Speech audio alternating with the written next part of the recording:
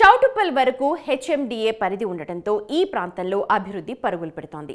దీంతో Vijayawada highway road to future అని ప్రజాప్రతినిధులు అంటున్నారు.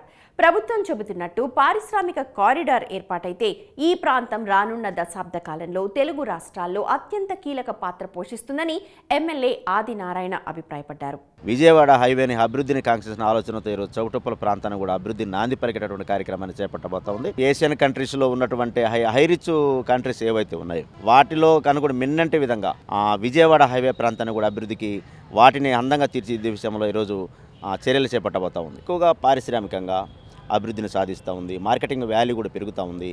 అది ఏదైతే కావాలని కోరుకుంటా ఉన్నారో ఆ ప్రాంత వాసులందరూ కూడా మంచి లాభదాయకంగా ఉండేటటువంటి ఉపయోగం ఉంటుందని చెప్పి కోరుతా ఉన్నా. ఆ ప్రాంతాన్ని ఒక ఇండస్ట్రియల్ క్యాడర్ కానీ, తర్వాత అక్కడ మేనేజ్మెంట్ ప్రోగ్రామ్ కానివ్వండి, అక్కడ తర్వాత ఇండోర్ స్టేడియం లాంటివి కానివ్వండి, తర్వాత అక్కడ పబ్లిక్ ఉన్నటువంటి ఇన్వెస్ట్మెంట్ కానివ్వండి, గతంలో దూరంగా ఉండే ఇప్పుడైతే ఒక పారిశ్రామిక అభివృద్ధి చెందిందో దానికంటే కూడా మిన్నంటి విధంగా చౌటుప్పలను అభివృద్ధిని కాంక్షించే విధంగా ప్రభుత్వం రూపకల్పన చేయబోతాం.